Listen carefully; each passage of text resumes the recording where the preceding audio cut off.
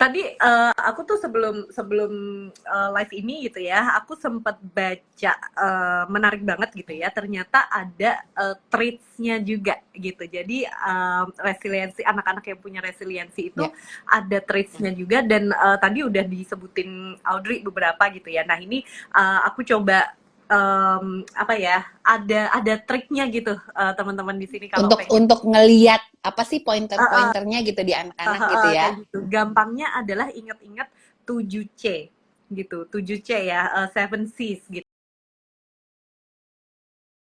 Jadi 7C ini yang pertama adalah competence. Nah, ini yang tadi Audrey bilang gitu ya, anaknya tuh punya kemampuan gitu. Dia mampu untuk memecahkan masalah, dia mampu untuk memikirkan solusi lain gitu ya. Nah, kompetensi ini bukan berarti anaknya tuh harus pinter secara akademis ya, teman-teman, tapi kompetensi ini tuh wujudnya bisa kayak oh dia tertarik sama sesuatu dan dia ngulik itu, dia explore itu gitu ya. Terus dia menguasai setelah explore dia menguasai sesuatu, terus dia terdorong untuk menguasai hal lain kayak gitu ya. Jadi biasanya kelihatan nih anak-anak yang punya resiliensi itu dia keinginannya untuk eksplorasi tuh kayak membara gitu ya. Tapi ada juga nih anak-anak yang uh, dikit-dikit takut gitu ya, mau eksplor takut, mau pegang itu takut dimarahin, mau pegang ini takut nanti dibentak kayak gitu ya. Nah, itu ada tuh anak-anak yang kayak gitu juga gitu. Jadi C yang pertama adalah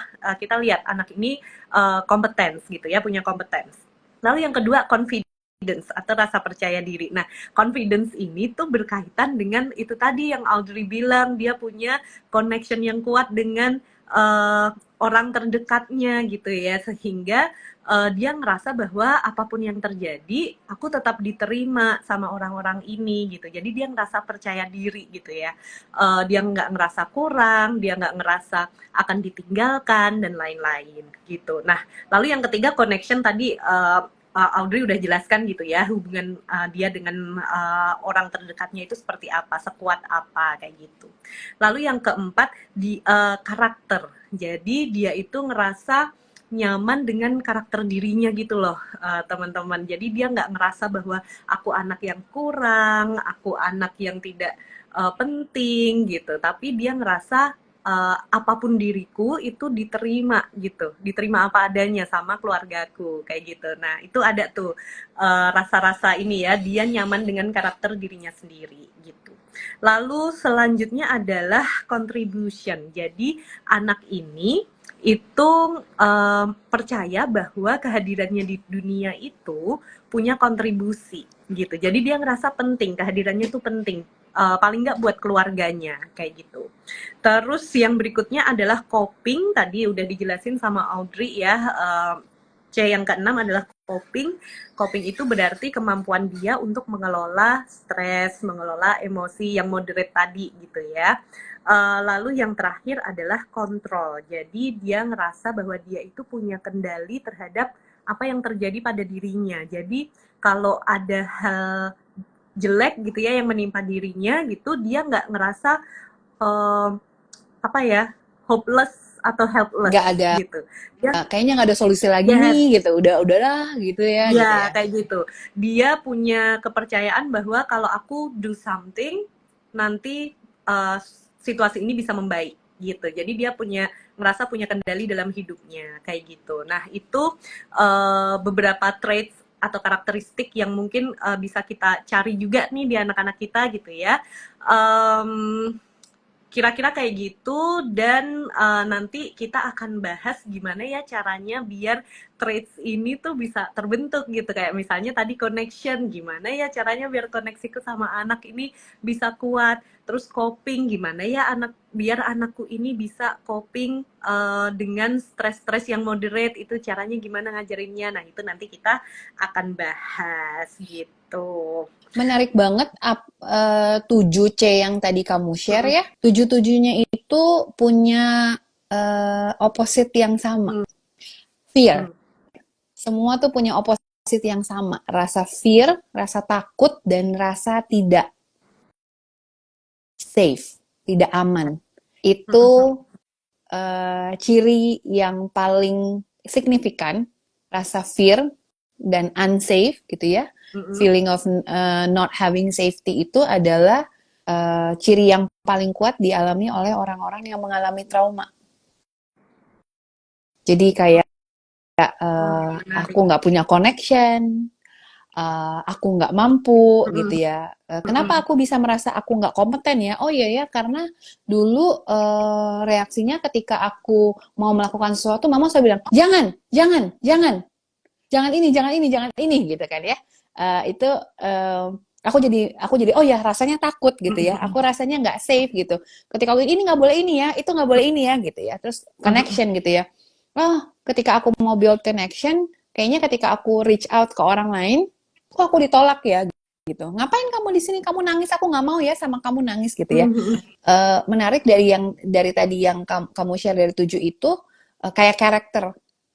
Aku cukup nyaman nih dengan aku yang seperti ini. Ini Pak, anaknya tukang nangis nih. Udah nih, ini Pak Satpam ambil aja nih anaknya. Anaknya gampang nangis nih, nangis terus gitu ya. Dan aku mulai merasa nggak nyaman gitu dengan Sama diri diriku sendiri. sendiri, Mm. betul gitu kan. Jadi menarik banget yang kamu share. It's completely the opposite of fear gitu. Mm-mm. Semuanya Tadi sama datang dengan itu. tadi ada yang menarik deh. Audrey sempat bilang bahwa Audrey bisa cukup sering melihat opposite dari karakter-karakter ini di klien-klien Audrey yang mengalami rasa takut, trauma kayak gitu. Nah, aku jadi penasaran gitu. Kalau dari sisi psikologis gitu ya, sebenarnya apa sih pentingnya untuk kita mengembangkan si resiliensi ini dari kecil gitu? Ada nggak sih kaitannya dengan nantinya dewasa dia jadi sosok yang punya kesehatan mental yang baik atau enggak, kuat mental apa enggak, kayak gitu? Banyak banget dampaknya dari kekuatan mental gitu ya. Hmm. Kenapa kita bilang sama dengan kekuatan mental itu menjadi penting banget karena masalah pasti akan ada bun selama Anda nafas. Selama Anda nafas, masalah pasti ada. Kadang dari kecil, sekedar macet, kadang dari moderate, sampai yang kebesar. Nah, menariknya adalah kalau untuk anak-anak dengan daya juang yang cukup baik dan terlatih untuk, hey, it's okay to have difficulties and that's completely fine, aku bisa ngerasa, oh ya nggak apa-apa gitu. Things happen, semua akan berlalu gitu ya. Tapi kalau misalnya untuk orang-orang yang daya lentingnya gitu ya, daya lentingnya tidak baik gitu, akan ngerasa kayak, oh iya ya emang gue nggak bisa deh. Beda dengan Hmm. orang yang punya daya lenting dan balik lagi ya koneksinya lagi ya, rasa kepercayaannya, karakternya tadi bahwa yes, things are hard, tapi kayak sebelum-sebelumnya Damar udah ngelewatin, kayaknya kali ini juga bisa deh. Kalau aku sudah 30 tahun melewati begitu banyaknya masalah dan ternyata aku bisa, kayaknya kali ini juga bisa deh. Walaupun ini Hmm. rasanya lebih lebih susah ya gitu. Rasanya lebih susah, tapi kayaknya kali ini bisa deh. Tapi beda ceritanya kalau saya tidak pernah punya pengalaman bahwa saya bisa melalui hal-hal tersebut bersama dengan orang-orang di lingkungan saya gitu ya. Oh iya emang nggak bisa deh. Kalau gue mau minta tolong juga orang nggak mau bantuin gue gitu. Jadi from the first step akhirnya udah mundur duluan. Cirinya jadi apa? Satu adalah tidak berani mengambil tantangan. Nah sama seperti yang teman-teman tahu, kita tuh bertumbuh karena kenyamanan atau karena ada tantangan yang udah kita lewatin. Hmm. Pasti karena tantangan yang udah kita lewatin. Kalau nyaman-nyaman aja tuh nggak bertumbuh nih. Kayak saya nih sekarang nyaman sekali nih, makan masakan di rumah ya kan. Apakah saya tertantang untuk masak? Tentu tidak. Orang saya masih bisa makan setiap hari di sini gitu kan. Tapi dan kita grow itu bukan karena kenyamanan gitu, tapi pasti karena ketidaknyamanan yang cukup moderate yang masih dalam window of tolerance-nya kita yang kita bisa bangun jadi lebih baik gitu. Oh ya grow ya. Oh ya grow misalnya. Oh ya atau mungkin teman-teman di sini ngerasa banget deh ada begitu banyak kesulitan-kesulitan yang tidak pernah kalian hadapi atau tidak pernah kita hadapi sebelum punya anak. Bukan begitu? Gimana rasanya yang punya anak dua sekarang? Ada kesulitan-kesulitan yang tidak kamu alami ketika punya anak satu gitu. Langsung ketawanya keras tuh kan gitu. Nah, Jangan dan disenggol nanti curhat. boleh curhat boleh gitu kan. Nah, biasanya akan grow through that experience. Tapi balik lagi, gimana caranya bisa grow through that experience bahwa aku percaya bisa, bisa. Terus mungkin kadang ada suami yang, ayo kamu bisa kok, gitu kan. Anak-anak juga bisa. Atau mungkin nanti ada embun yang datang, Ibu, I love you, thank you so much for doing this. And tau-taunya kita, oh iya ya, aku jadi mulai punya kepercayaan untuk bisa. Tapi balik lagi dari awal kita punya daya lentingnya itu dulu bahwa oke kok untuk maju. Tapi kalau misalnya memang aku punya daya lentingnya yang memang dari awal juga tidak cukup terasa gitu ya, aduh jangan deh, anak dua ntar gue nggak sanggup, gimana cara ngatur waktunya ya, aduh gimana ya gitu, aduh jangan deh, jangan sambil kerja deh, ntar pasti nggak bisa, sehingga akhirnya avoidant. Nah, apa yang terjadi ketika avoidant? Semakin membuat kita belajar melihat faktanya bahwa memang nggak bisa, emang jatah gue cuma segini doang gitu, sehingga dengan avoidant itu, perilaku itu semakin membuat keyakinan kita terhadap karakternya kita tadi bahwa saya memang tidak mampu, akhirnya terbukti. Beda ceritanya kalau misalnya, wah gila parah banget nih, nggak bisa nih kalau misalnya kayak gini, terus udah gitu masih mesti live sama Damar, masih mesti gini, wah kayak nggak bisa nih. Tapi kayak, ya udah deh, gue coba deh gitu. Tapi setelah selesai, wah ternyata bisa loh, ternyata sambil kayak gini ternyata gue bisa. Nah ketika besok lain kali misalnya kita bilang mau live lagi, yang kemarin aja bisa kok, walaupun ngesot-ngesot gitu kayaknya ya, kayaknya ini bisa kok gitu. Sehingga jadi semakin membuktikan bahwa oh yes I can. Nah itu semakin menambahkan yang tadi tuh, balik lagi tuh, satu, competence. Ternyata aku kompeten ya. Kedua, aku jadi punya confidence. Wah kemarin kayaknya bisa tuh gitu ya. Aku jadi mulai belajar bahwa karakterku itu aku pejuang. Ketika aku belajar, aku berjuang, ternyata aku bisa ya gitu kan. Ternyata aku bisa punya kasih kontribusi. Dan lalu aku belajar, copingnya apa ya? Copingnya adalah bisa, cuman 1 jam kok sama Damar. Bisa, Audrey bisa. Dan lain kali aku belajar lagi, oh copingnya adalah mungkin aku cemas, tapi ternyata aku bisa kok gitu. Nah ini pengaruhnya di mana banyak banget. Relasional. Aku bisa nggak bikin relasi yang baik, pekerjaan, regulasi emosi gitu ya. Ya spesifiknya adalah apapun masalah hidup yang datang gitu, karena selama masih nafas masalah masih akan selalu ada bun gitu, kurang lebih kayak gitu.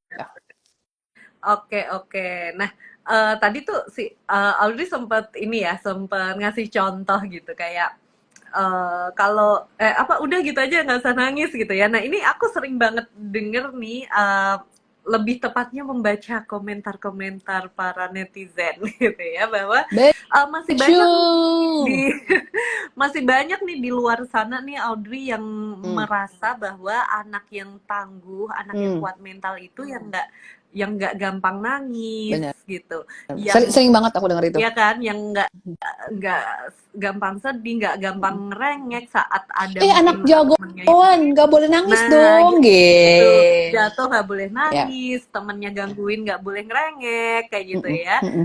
Kalau yang kayak gitu-gitu tuh dianggap nggak tangguh, nggak kuat mentalnya gitu ya, lembek mentalnya gitu. Bagaimana gitu, gimana menurut kamu?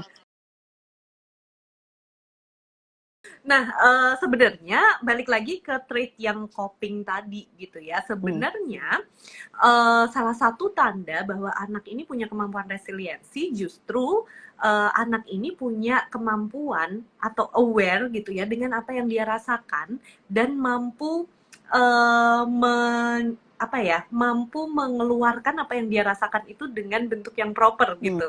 Jadi kalau sedih atau sakit dia nangis gitu ya, bukan sedih terus ketawa gitu ya, jadi itu agak-agak nggak connect gitu, tapi dia aware tentang apa yang terjadi pada dirinya, aware apa yang dia rasakan, dan dia bisa mengungkapkan Ekspresikan. itu, mengekspresikan itu dengan sesuatu yang nyambung gitu. Justru itu salah satu karakter gitu ya, anaknya kuat mental gitu. Ditambah lagi ya, biar makin bagus nih resiliensinya gitu ya, ada skill yang perlu ditanamkan. Skillnya adalah skill kemampuan ini ya, apa namanya, regulasi emosi, kemampuan adaptif. Nah itu perlu kita asah Biar apa? Biar meskipun anak ini sedih terus dia nangis, setelah itu dia mampu mengelola perasaan sedihnya dan mampu beradaptasi setelahnya harus ngapain. Kayak gitu. Jadi, Jadi uh, kalau pertanyaan para ibu-ibu itu adalah bahwa ya kalau dia udah nggak nangis berarti dia udah kuat mental dong. Jadi harusnya didiemin dong nangisnya gitu. Menurut kamu gimana? oke, nah ini hati-hati ya. Ada anak yang nggak nangis karena dia punya kemampuan regulasi emosi yang baik sesuai dengan usia gitu ya. Contoh. Anakku dulu umur 2 tahun, es krim jatuh, dia nangis guling-guling. Mm-mm. Sekarang umur 6 tahun, es krim jatuh, dia cuman, ya jatuh. Ibu di kulkas masih ada nggak? Nggak ada. Ya, aku nggak dapet es krim dong sekarang. Nggak nangis, gitu. Tapi ini menandakan eh, apa namanya kemampuan regulasi emosinya meningkat gitu ya. Dia sama-sama sedih. Aku tanya bagaimana perasaan kamu, ya aku sedih gitu. Tapi kemampuan regulasi emosi dan adaptifnya itu meningkat gitu ya. Beda kalau anaknya itu nggak nangis karena dia mencoba menghindari apa yang dia rasakan gitu. Jadi Mm. misalnya nih eh, digodain gitu ya sama om, tante dan lain-lain gitu ya. Udah dia diam aja, ngelawan. Nah, kayak gitu-gitu. Nah, tuh Nangis dipraktekin matanya sama udah berair gitu. Kakak sedih, kakak marah. Enggak, aku enggak ya, marah. ya. Nah, kalau zaman aku dulu ya, aku waktu SD itu sempat loh mendapatkan sebutan-sebutan khusus gitu ya dari keluarga besar Mm-mm. kayak gitu. Aku nggak nangis waktu itu, mungkin tampak kuat mental sekali anak ini gitu ya. Mm-mm. Mm-mm. Tapi yang aku lakukan bukannya aware dengan apa yang aku rasakan terus mengekspresikannya, tapi aku lari dari apa yang aku rasakan itu gitu. Larinya gimana? Larinya tuh aku justru malah jadi clone of the family. Jadi aku jadi bercanda-bercanda terus gitu. Jadi yang aku rasakan saat itu sebenarnya sedih di kata-kata yang kayak gitu, tapi aku twist gitu ya. Aku lempar jokes yang akhirnya bikin orang-orang itu ketawa, dan sebenarnya ketawanya tuh ngetawain aku gitu, dan itu sebenarnya makin sedih Mm-mm. lagi gitu ya. Mm-mm. Mm-mm. Tapi itu mekanismeku saat itu gitu, lari dari ini gitu ya, apa yang aku rasakan, dan karena aku lari aku jadi nggak punya kesempatan untuk coping tadi gitu, Memproses, untuk memproses memprosesnya tadi ya. rasa sedihnya tadi, marahnya tadi Ya, gitu, ya. gitu tuh. Mungkin mungkin secara singkatnya adalah mungkin teman-teman bisa bedain yang mana yang bentuknya represif, Hmm, menekan perasaannya, yang mana yang bisa mengekspresikan dengan cara yang lebih terregulasi. ya Jadi kayak contohnya betul. misalnya, ya nggak ada lagi gitu misalnya gitu ya. Hmm, Itu kan dia tetap bisa mengekspresikan rasa kecewa, tetap bisa mengekspresikan rasa sedih, tapi yang tidak menjadi berlebihan. ya. Itu yang itu sebenarnya yang perlu dikembangkan itunya, bukan Hmm, nggak nangisnya. Kalau misalnya dia, ya, jadi udah nggak ada lagi. Ibu masih ada nggak?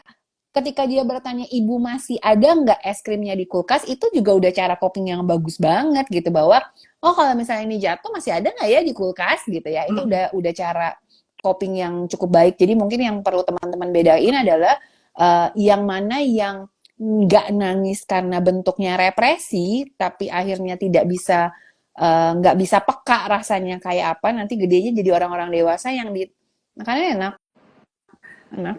Makanannya enak nggak? Enak. Bagus nggak? Bagus. Tapi yang datar banget gitu. Atau hmm, semuanya it's okay gitu. Jadi hidupnya benar-benar datar banget gitu ya gitu. Nah, hmm, hmm. itu yang perlu dilihat kali ya. Yang mana yang represi, yang mana yang bentuknya regulasi gitu.